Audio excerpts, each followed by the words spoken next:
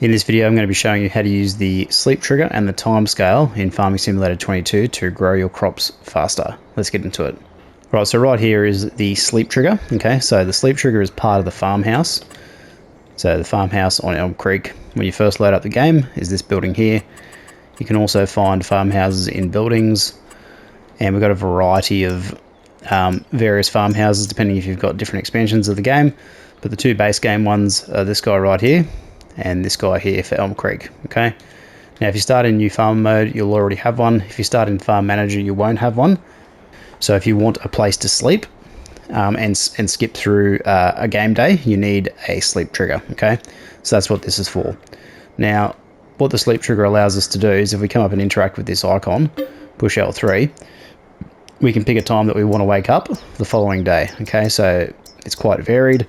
So say for example, you need to skip ahead a day to grow some crops. So for example, if we come over to our newly planted canola field, which is just here, so you can see that it's growing, but it needs a few days to grow. Okay, so specifically with the growth, with the crop calendar, it won't be ready to harvest until, if we could just find canola, so it's a full 12-month cycle for it to grow with seasons on. Okay, so say if we had nothing to do and we wanted to get this crop grown and sown as quickly as possible, that's where we would use the sleep trigger to cycle through back-to-back days to get our crops to grow. Okay, so that's one way we can use it.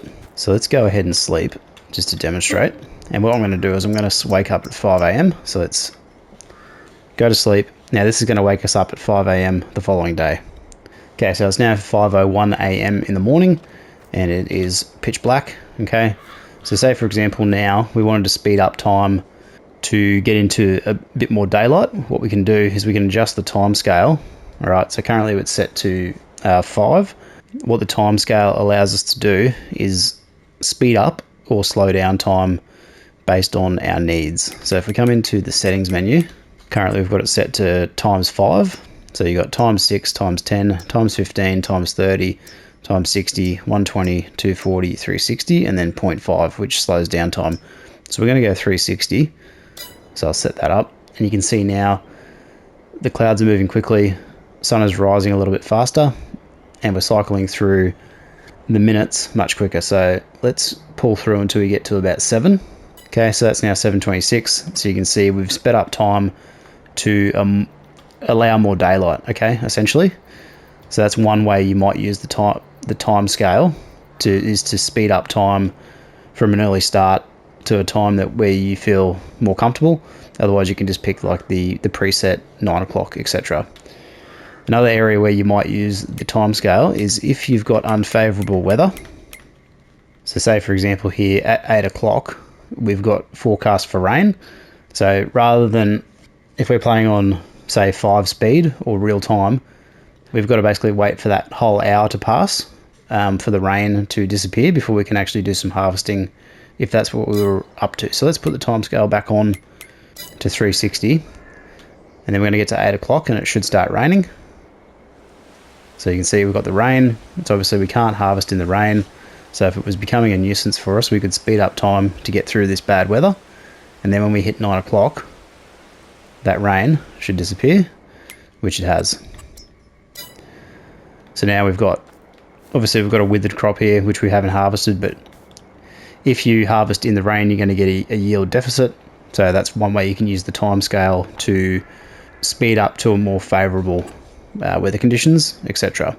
Now the other thing that you may consider doing is if your time scale is too quick, okay, you're going to blow through your days very fast and you may not get all the jobs done that you need to.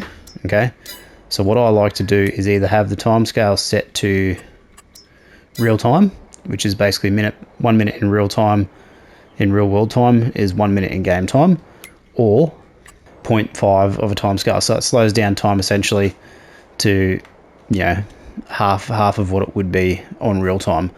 Now what this allows you to do is if we're running out of time during the day, so say we get to like 4 or 5 o'clock in the afternoon because we're playing with like 5 speed, 10 speed or 15 speed, we're going to work into the night. Now the night, you may want to harvest in the night time or work in the night time, that's fine, but it is a little bit harder to see and do things. So to give yourself as much daylight as possible, I tend to play on the 0.5 time scale, do all the jobs that I need to do on the farm, and then what I'll do is I'll go to sleep. Even though it's 9:32, once I've done everything I need to do for that day, I'll just go ahead and sleep again to get me to the next month. So currently we're playing with base game settings, so it's 1 month, 1 day equals 1 month. So you can change that based on your playstyle, which I'll demonstrate shortly. So you can see that's now moved us to October. It's 9:01, and we can carry on with our jobs for the day. Now, if we have a look at days per month, so it's currently set to 1 day months, so you can push that up to 28. So if I do that now for 28 days, what will happen is it'll be October day 1, and then we'll stay in October. This will be October day 2, hopefully. So it might not take effect until this month. Days per month, 28. Changes will take effect in the next season. Okay, let's see if we can get that to take effect now, because we could just be coming into winter.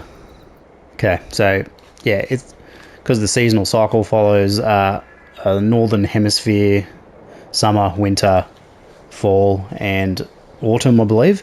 So now we're in winter, so you can see that's now December 1 in winter. Now, that basically just emulates real life calendar conditions. Okay, so if we sleep again now, this will take us up to December day 2. So here we are, December 2 of 28.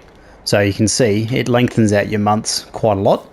What it does do though is it does slow down your gameplay loop, because your crops, if you're playing with seasons turned on, still won't be ready to harvest until, for our canola for example, till July next year.